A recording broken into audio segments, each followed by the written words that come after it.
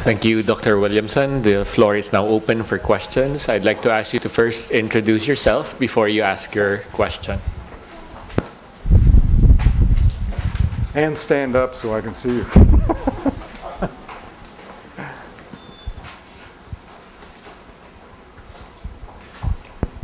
Oh, everybody's persuaded. Nobody wants to ask a question. Okay. Your inequality curve. Yep. There seems to be one episode where the dot is above the line. That's India 1750 compared to India 1947. My interpretation is that if you're above the line, people are dying or there will be a revolution. What was the historical connection? I don't know Indian history that much, but did you find that as an exception, or is it because of the data? I think it's, let's be frank, Yeah. I think it's the data, It's the data. that has some rough edges to it. But, you know, it's still, that's a good question. For those societies in that diagram that are very close to, or in this case actually exceed, the inequality frontier, how do they do subsequently in terms of the political systems? Well, the observation you're looking at is Mughal India, and the Mughal Empire goes on very nicely for quite a while, thank you very much, but begins to decay at an accelerated rate only when it gets into the 18th century. And then the Mughal Empire falls apart, and there's big debates about the causes of that, and this might be one part of the debate. But it's a long lag, of course, after the date of that observation.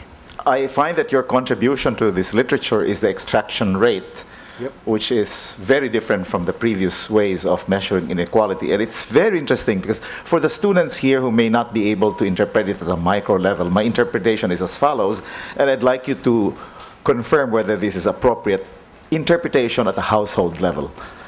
Very rich people exploit or extract surpluses from their household help.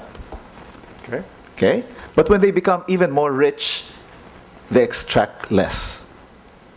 In other words, as you improve your income, you are kinder and gentler to the people who are your slaves. Is this a good analogy of convincing people that there is an interpretation at the micro level? Because yours is macro. And I always think that the macro must have a micro interpretation. And if this were the interpretation at the household level, there is much to benefit from other types of literature. Yeah, I like this, actually. I don't know why we should have talked to you about this before, because that's a good idea. I like this analogy. And you can imagine now lots of motivations of the rich. As they become richer, they will have esteem if they actually dress their workers better, feed them better.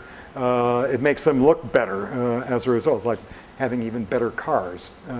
So one can see how a landlord or a king might be motivated by the same kind of issues. But it may also be, of course, fear of rebellion. In the case of the household you're talking about, some of them will flee that household and go to another household, unless they don't get rewards commensurate with the richer household.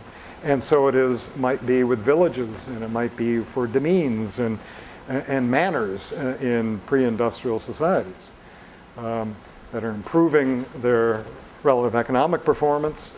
The elite is being rewarded by it since they're getting all the rents off this. And the others may simply feel that they're not keeping up with that advance and flee to another village. And that was commonly done in Europe. So maybe that might be another way to view it.